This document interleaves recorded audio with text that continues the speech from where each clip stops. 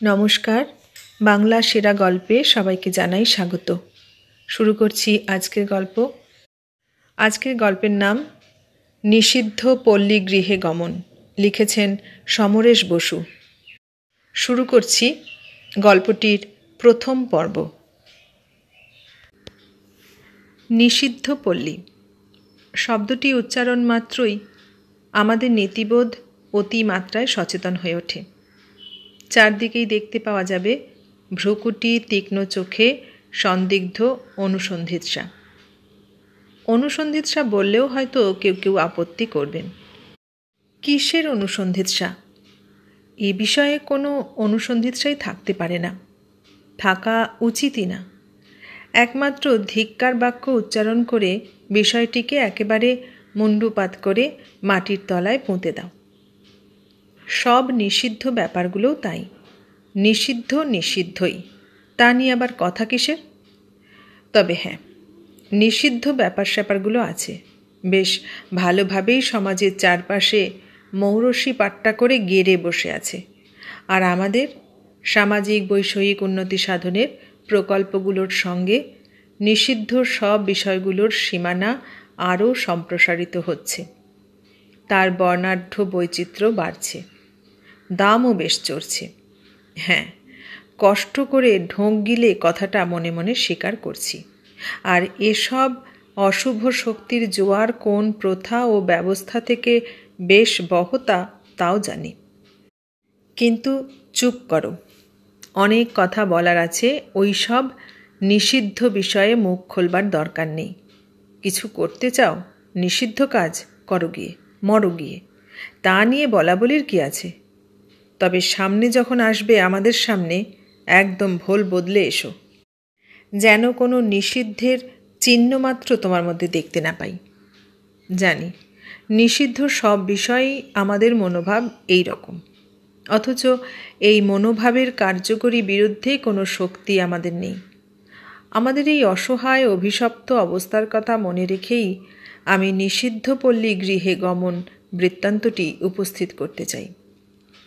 আমাদের বর্তমান সমাজ ব্যবস্থা, এমনকি বিদ্যা বুদ্ধির দিক থেকে যাদের দাবি অগ্রগামী অর্থাৎ প্রগতিশীল, তাদের কথা মনে রেখেই আমি লেনিন থেকে শুরু করে অনেকের কথা তুলতে পারতাম। কিন্তু এখানে তার অবকাশ নেই। বস্তুত সূচিবায়ুগ্রস্তদেরও কিছুমাত্র কটাক্ষ করার প্রয়োজন দেখছি না। আমার প্রথম নিষিদ্ধ পল্লী গৃহে গমন কথাটা আমার মোটেই মনে ধরছে না। ভারতের মতো দেশে, বিদেশের কিছু দেখিনি, নিষিদ্ধ পল্লীর সীমানাটা বোঝা যায় নাকি?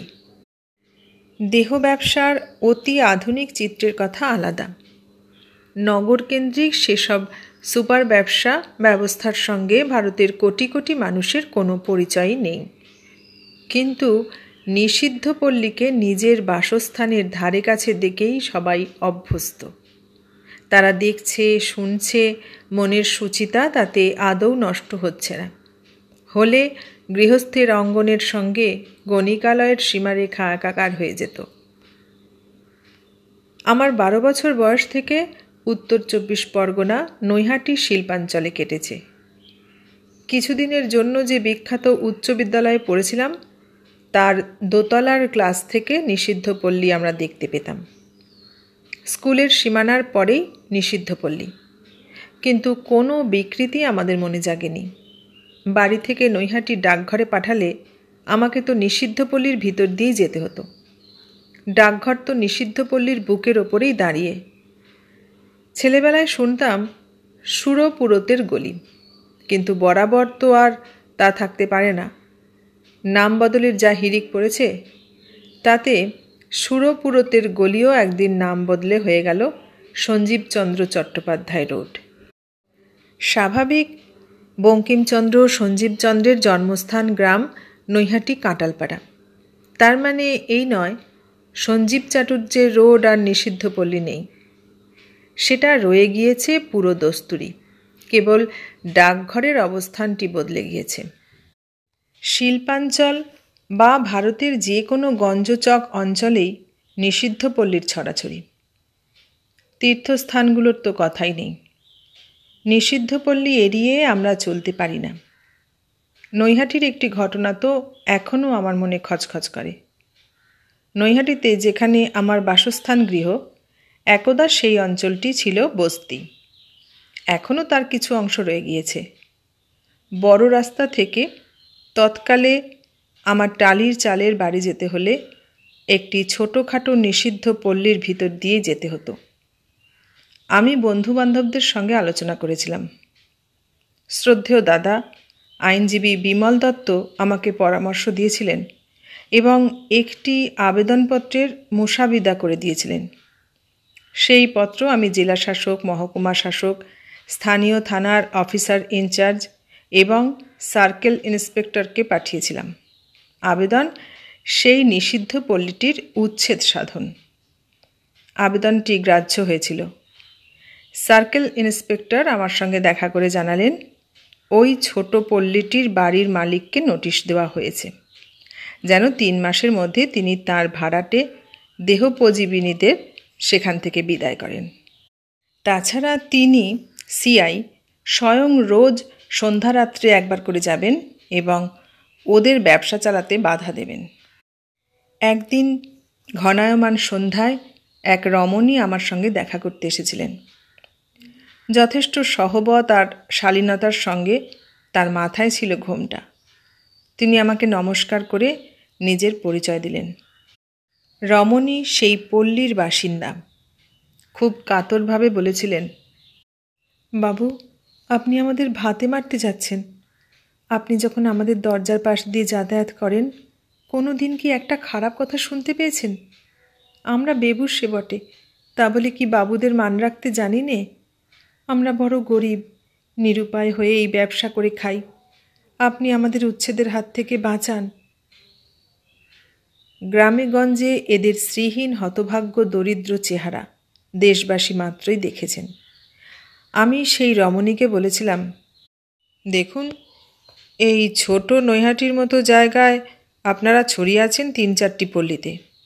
সুরপুরতের গলি তার মধ্যে সবথেকে বড়। আপনারা এক জায়গায় আস্তানা করুন। এভাবে শহরের চারপাশে ছড়িয়ে থাকবেন কেন? দিনকাল বদলাচ্ছে। আজ যেটা আমি করছি বলে মনে করছেন, সেটা 2 দিন পরে আর কেউ করবেন। সময় থাকতে আপনারা নিজেদের এক জায়গায় সমবেত করুন। আমি আপনাদের ভাতে মারতে চাই না। তারপরেও রমণী অনেক বাস্তব প্রশ্ন তুলেছিলেন। একটি মাত্র পাড়ায় নৈহাটির সমস্ত দেহোপজীবিনীদের স্থান সংকুলান সম্ভব না। তাছাড়াও আছে ব্যবসা ক্ষেত্রে নতুন পুরনোদের সংঘর্ষ। কিন্তু আমার পক্ষে সেসব বিবেচনা করা সম্ভব ছিল না। বস্তুত আমার সে যোগ্যতাও ছিল না। 3 মাসের মধ্যেই সেই পল্লী উঠে গিয়েছিল। আমি কি কখনো খবর রেখেছি আমাকে অভিসম্পাত করে তারা কোথায় ভেসে গিয়েছিলেন? রাখিনি। কিন্তু সেই পল্লী এখন বিবিধ দোকানপাট, সুপারমার্কেট ইত্যাদিতে জমজমাট হলেও রাত্রের অন্ধকারে দিনের আলোতেও যেসব ঘটনা ঘটছে তা কি আদৌ শালীন এবং সুস্থ? তবে হ্যাঁ, নিষিদ্ধ পল্লীর কলঙ্ক তো ঘুচেছে। আসল ঘটনার কথা বলতে গিয়ে অনেকটা ভূমিকা করা হয়ে গেল। সময় 1965 সাল। পুজো সংখ্যার লেখা নিয়ে ব্যস্ত। সোম, বুধ, শুক্র 3 দিন কলকাতা যাতায়াত। একদিন এক প্রকাশকের ঘরে বসে আছি। সেখানে উদয় হলেন এক বন্ধু, অধ্যাপক, সমালোচক। সাহিত্যের ক্ষেত্রে তার সৃষ্টির বৈশিষ্ট্য, তুখোর ব্যঙ্গ বিদ্রূপে কাহিনীগুলো সকলের মন স্পর্শ করত। এখন তিনি বেঁচে নেই, অকালেই মারা গিয়েছেন। তার সাহিত্যের মতোই ছিল তার বাচনভঙ্গি। এখানে আমি তার নাম উল্লেখ করতে পারবো না। তার নামের আদ্য অক্ষর দ ব্যবহার করব। তিনি পাশের চেয়ারে বসে আমার দিকে ঝুঁকে পড়ে বললেন, সমরেশ, তুমি তো আচ্ছা নচ্ছার ছেলে দেখছি। ডুবে ডুবে জল খাও, ভাবর শিবের বাবাও টের পায় না। আমি তার কথার তেমন গুরুত্ব না দিয়ে হেসে জিজ্ঞাসা করলাম, কি করেছি ভাই? কি করনি তাই বলো। দ বললেন গলা নামিয়ে, তুমি যে উত্তর কলকাতার নিষিদ্ধ পল্লীতে একটি খাসা সুন্দরী মেয়ের কাছে যাতায়াত করো, এটা তো কোনো দিন বলনি। ভাবলাম ঠাট্টা করেছেন। বললাম, নতুন কথা শোনালে? তা সংবাদটি পেলে কোথা থেকে? হুম। রহস্য হেসে মাথা ঝাঁকালেন। সব খবর পাই হে, তুমি চেপে গেলে কি হবে? তা যা শুনলাম, মেয়েটি বেশ লেখাপড়াও করে, তোমার বইও তার ঘরে দেখা গেছে। অবশ্য তুমি ছাড়া আরও অনেক লেখকের বই দেখা গেছে। আমি তখনও দয়ের কথার সেরকম কোনো গুরুত্ব দিইনি। ওরকম হঠাৎ কোনো বিষয় নিয়ে মশকরা করা তার স্বভাব ছিল। বললাম, তা বইগুলোতে লেখকদের উপহার দেওয়া হাতের লেখা আছে তো? আর স্বাক্ষর? অন্য লেখকদের কথা আমি বলছি নে। বললেন, আমি তোমার কথাই বিশেষ করে বলছি। না, তোমার সইটই আছে কি না সে খবর পাইনি, তবে তুমি যে তার কাছে যাও এটা প্রমাণ পাওয়া গেছে। তুমি বলনি কেন? হেসে বললাম, সোজা উত্তর কখনো যায়নি বলেই। চালাকি করো না। সিগারেটে টান দিয়ে মাথা নাড়লেন। একদম চালাকি করো না। তোমার স্ত্রীর নাম গৌরী, সে কথা সেই মেয়ের জানবার কথা নয়। তাও আবার শুধু গৌরী নয়, বলে গৌরীদি। তোমার মেয়ের নাম বুলবুল, ছেলের নাম বাচ্চু। এসব সে বিলকুল নিজের মুখেই বলেছে। তুমি যে ইছাপুর রাইফেল ফ্যাক্টরিতে কাজ করতে, পার্টি করতে, সে সবই জানে। আমি অবাক হেসে বললাম, এসব কি গোপন কথা নাকি? এ তো সবাই জানে। সবার জানা আর ওই পাড়ার একটি মেয়ের জানা অনেক তফাৎ। বেশ সিরিয়াসলি বললেন, সেই মেয়ের কথা শুনেই বোঝা যায় তোমার অত্যন্ত ঘনিষ্ঠ সে। কেন লুকোবার চেষ্টা করছো? আমি হেসেই বললাম, তোমাকে সে নিজে বলেছে নাকি? না, আমি ওসব পাড়ায় কোনো দিন যাইনি। দৃঢ়ভাবে মাথা নাড়লেন। তবে একেবারে বাজিমাত করা শিওর ঘোড়ার মুখের খবর। তুমি বাঁচতে পারবে না। বললাম, তাহলে তোমার সেই শিওর ঘোড়াটার সঙ্গে সাক্ষাৎ করিয়ে দাও। দেব, পরশুই দেব। জোর দিয়ে বললেন এবং অন্য একজন প্রকাশকের নাম করে জানিয়ে দিলেন। পরশু তুমি সেই প্রকাশকের পেছনের ঘরে আসবে বিকেলে। তাকে আসতে বলবো, আর বিকেও থাকতে বলবো। এই দয়ের বন্ধু, সাহিত্যিক নন। তাদের পৈতৃক ব্যবসা কলকাতার থানার হাজতে, আসামিদের জন্য খাবার জোগানো। আমার সঙ্গে তাকে পরিচয় করিয়ে দিয়েছিলেন। বই পড়া তার নেশা, সাহিত্যিকদের সঙ্গ তার প্রিয়। যথা দিনে যথা সময়ে দয়ের নির্দিষ্ট প্রকাশকের পিছনের ঘরে গেলাম। দেখলাম আর দুজনেই আছেন। তাদের সঙ্গে একজন বসেছিলেন।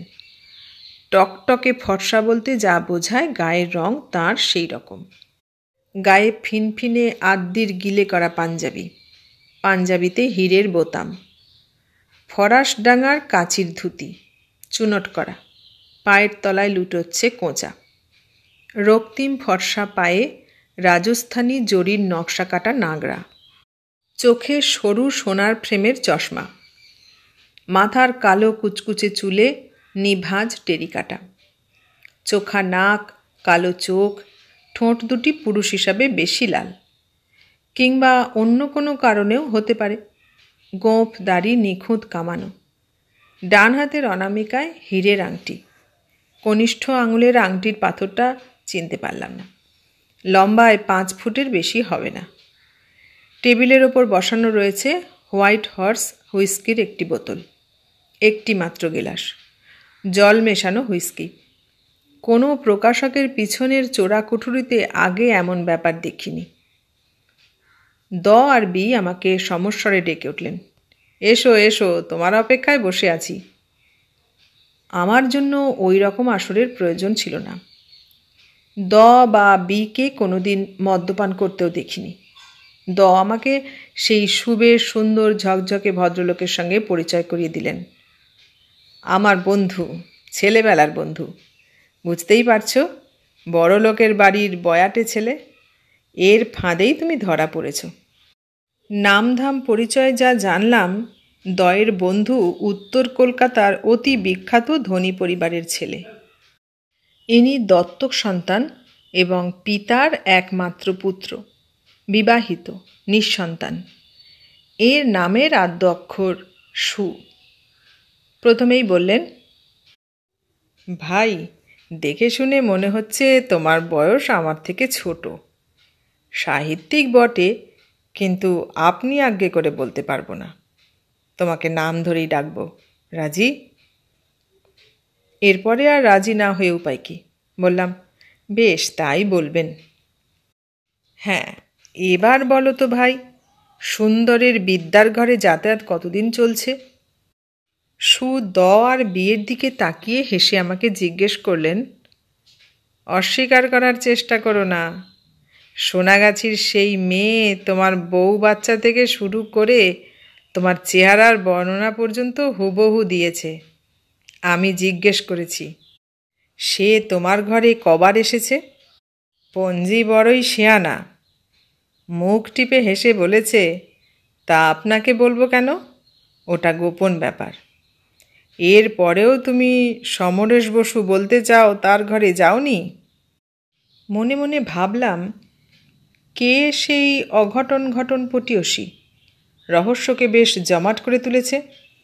আমি জিজ্ঞেস করলাম, জানতে পারি কি সেখানে আমার প্রসঙ্গ এলো কেমন করে? কেমন করে আবার? সু হাত তুলে হীরের আংটিতে ঝিলিক দিলেন। সেখানে সে বাড়িতে আমি প্রায় রোজই যাই, বাড়ির লোকেরাও জানে। লুকোনো কিছু নেই। সেখানে আমার একটি রক্ষিতা আছে, অবাঙালি। বাঙালি মেয়েরা বড় প্যান প্যানে, বায়নাক্কা বেশি করে। আমারও সব পোষায় না। আমার স্ত্রীলোকটি আগ্রার মেয়ে। তবে হ্যাঁ, তোমার দির এখানেও মেয়েটির নামের আদ্যক্ষর ব্যবহার করলাম। কোনো তুলনা নেই। ওরকম বাঙালি বারাঙ্গনা আমি আর দেখিনি। ভারী দিমাগ, নাটক নভেল পড়ে। অনেকবার ওর ঘরে বসতে চেয়েছি, রাজি হয়নি। আমার ঘরে এসে বসে দুপাত্র খেতে বলেছি, রাজি হয়নি। আমি হলাম অমুক বাড়ির অমুক, দিব্যি হেসে বুলবুল পাক সাপটে চলে যায়। আবার বলে কি না, আপনি যেই হন তাতে আমার কি আসে যায়? আপনি আইন দেখিয়ে জোর করতে পারেন, আমারও পথ জানা আছে। তখনই বুঝলাম, এ তো টাকায় ভুলবে না, কবি সাহিত্যের মোহে পড়েছে। কেননা প্রায়ই দরজায় উঁকি দিয়ে দেখতাম বই পড়ছে। একদিন জিজ্ঞেস করলাম, কার বই পড়ছ? নাম বলল সমরেশ বসুর। মনে পড়ে গেল, দ তো তোমাকে ভালোই চেনে। তাই মিথ্যে করে বললাম, সমরেশের সঙ্গে আমার পরিচয় আছে।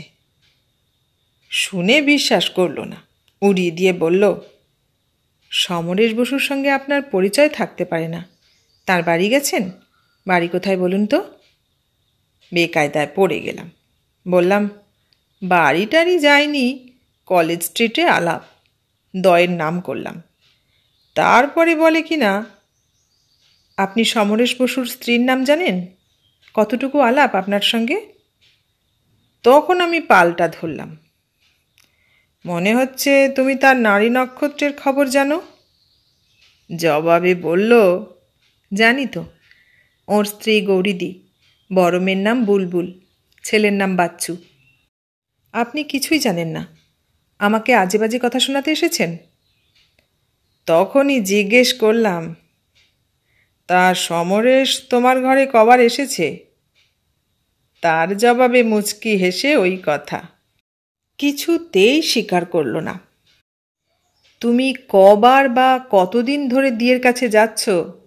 এখন চটপট মুখ খুলে ফেলো তো লেখক। কবে থেকে ওর ঘরে তোমার যাওয়া আসা? দ এবং বি দুজনেই আমার আর সুয়ের মুখ দেখছিলেন। আমি সুয়ের কথাগুলো শুনছিলাম, মনে মনে অবাক হচ্ছিলাম। সে দি মেয়েটি যেই হোক, সুকে বিশ্বাস করিয়ে জব্দ করেছে। কিন্তু আমাকেই নিয়ে বিশেষ করে কেন? তাছাড়া কেনই বা সে আমার স্ত্রীকে গৌরীদি বলেছে? ছেলে মেয়েদের নামই বা জানল কী করে? ভেবে অবশ্যই কোনো লাভ ছিল না। আমার পক্ষে ওসব রহস্যের দরজা খোলা সম্ভব ছিল না। আমি সুয়ের কথা শুনে হেসে বললাম, মেয়েটি আপনাকে ভালোই ঠকিয়েছে। তবে আমি ওই পল্লীতে কখনোই যাইনি। কারোকে চেনা তো দূরের কথা। না না, ওসব কথা বলে পার পাবে না। মাথা নেড়ে আমাকে চেপে ধরলেন। এরপরেও তুমি অস্বীকার করছো কেমন করে? বি বললেন, মিথ্যে হলে সেটা প্রমাণ করো। হ্যাঁ, আমিও তাই চাই। সু তার গেলাসে চুমুক দিয়ে মুখ লাল করে বললেন। কি বিষম ফ্যাসাদ! হেসে বললাম, প্রমাণটা আমি করব কেমন করে? সেখানে গিয়ে, সু বললেন, সেখানে গিয়ে ওর সামনে দাঁড়িয়ে তুমি বলবে ওকে তুমি চেনো না, ওর ঘরে কখনো যাওনি। আমি বললাম, তাই বা আপনি বুঝবেন কেমন করে? ধরুন যদি গিয়েই থাকি, মেয়েটিকে স্বীকার করবে নাকি? গিয়ে প্রমাণ করার থেকে আমিও তো আপনাকে মিথ্যে কথা বলতে পারি। সেরকম ধরে নিন, গিয়ে প্রমাণ করতে আমার ইচ্ছে নেই। ওই শোনো হেদা, লেখকের কথা শোনো। সু আমার মুখের দিকে তর্জনী তুলে দেখিয়ে বললেন, সত্যিটাকে চাপা দেবার জন্য এখন সত্যিটাকেই মিথ্যে বলে চালাবার চাল চালছে, তবু ধরা দেবে না। আর বি আমাকে চেপে ধরলেন। না, এভাবে পাশ কাটিয়ে যাওয়া চলবে না।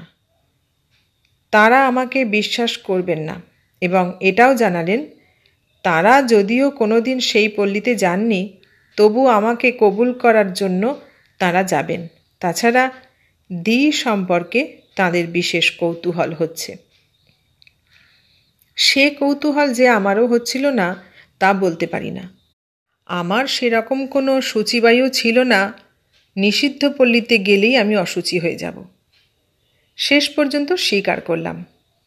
বেশ, যাব। কবে যাব বলো? আজ তো হবে না। বাকি কাজ মিটিয়ে নৈহাটি যেতে আমার এমনিতেই রাত হয়ে যাবে। পথে এসো বাবা। সু আমার হাত চেপে ধরলেন। নেক্সট যেদিন তুমি কলকাতায় আসবে সেই দিনই যাওয়া হবে। আমরা তিনজনেই যাব। এবার এসো, একটু পান হোক।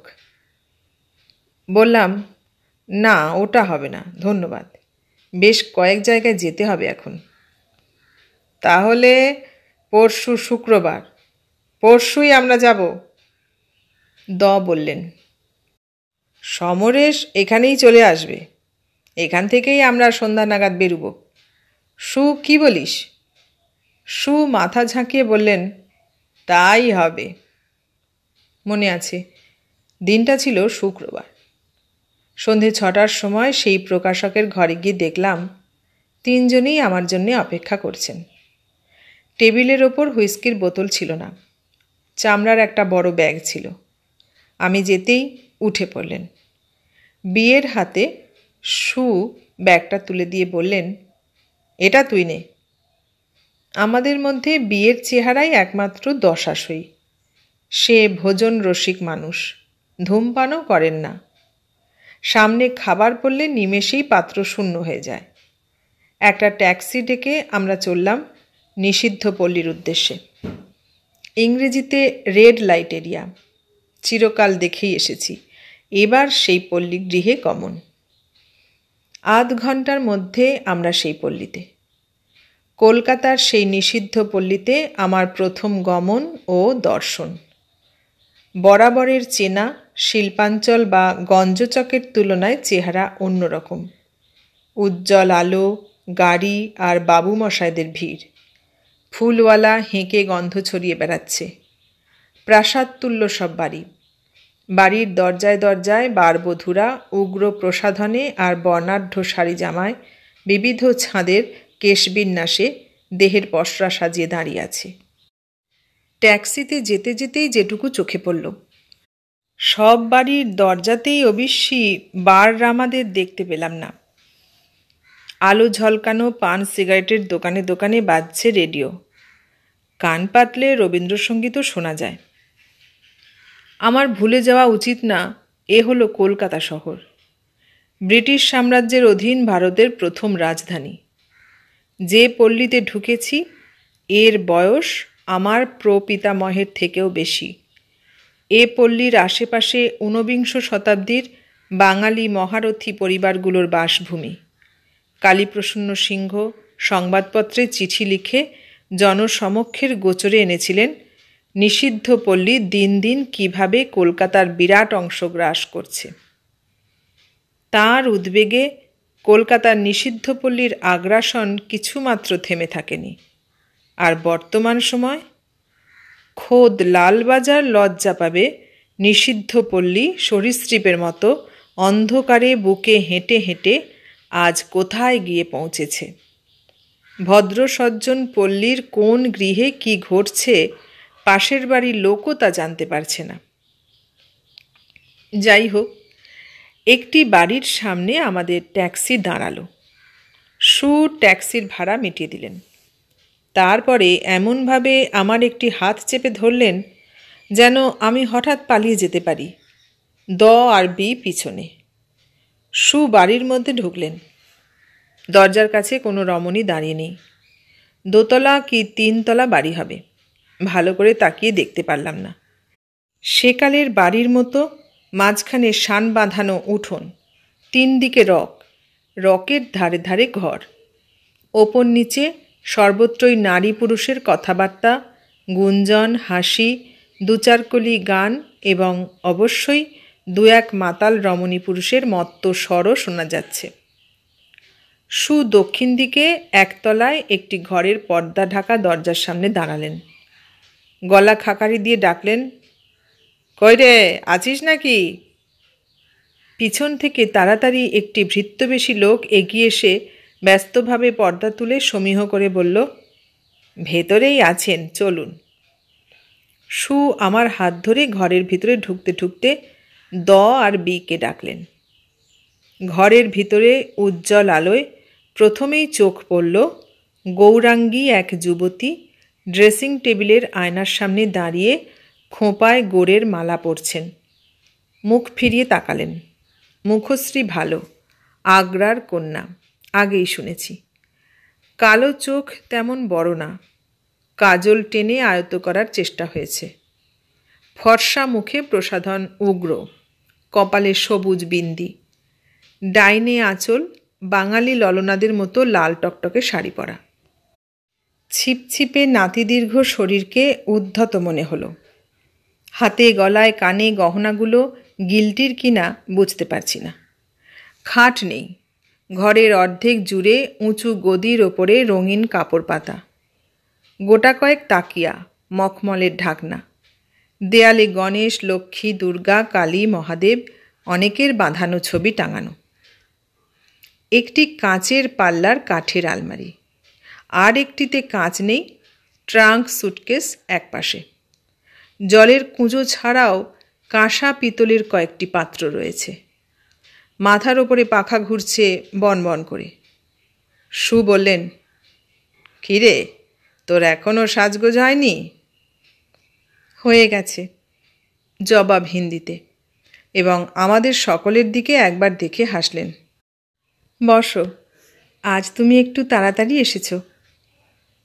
পায়ের নাগরা খুলে গদিতে পা বাড়ালেন। হ্যাঁ, তাড়াতাড়ি এসেছি, দরকার আছে। রমণী আমাদের বললেন, গদিতে উঠে বসুন। এসো হে লেখক, বসো, তোরা বস। আমাদের ডাকলেন। তারপরে রমণীর উদ্দেশ্যে বললেন, রতন, প্রকৃত নাম। এবার দিকে ডাকতো।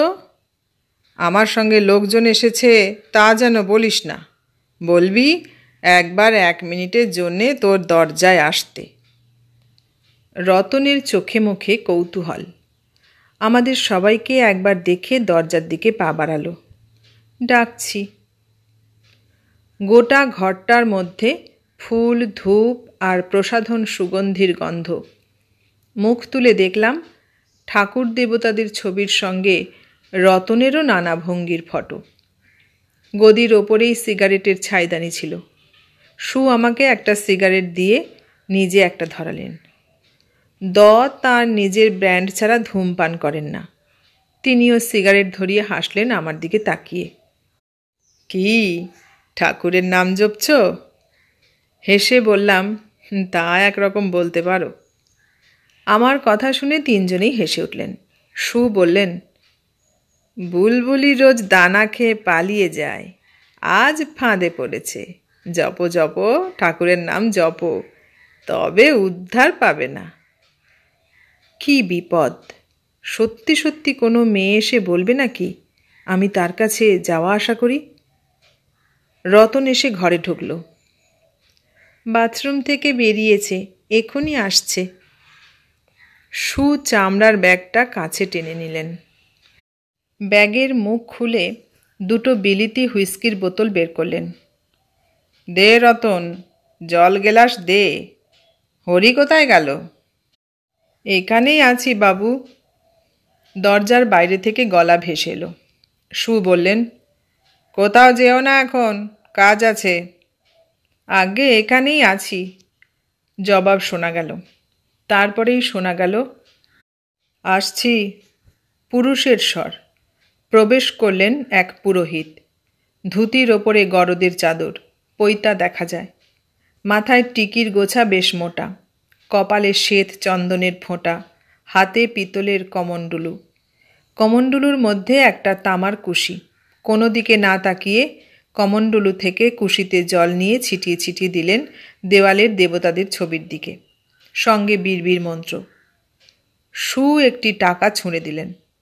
পুরোহিত টাকাটি নিয়ে কপালে ছুঁয়ে বেরিয়ে গেলেন। জিজ্ঞেস করলাম, এটা কি ব্যাপার? এ হলো রোজ সন্ধ্যার ব্যাপার। বললেন, দোকানের গদিতে রোজ ঠাকুরকে জল ফুল দিতে হয় না, সেই রকম। এটাও তো ব্যবসার জায়গা, দেবতাদের খুশি করতে হবে না? সত্যি, এই প্রথম শরৎচন্দ্রের দেবদাসের উক্তি মনে পড়ল। এ কোন হতভাগা জায়গায় নিয়ে এলে চুনিলাল? এতক্ষণ শুনলে নিষিদ্ধ পল্লী গৃহে গমন গল্পটির প্রথম পর্ব।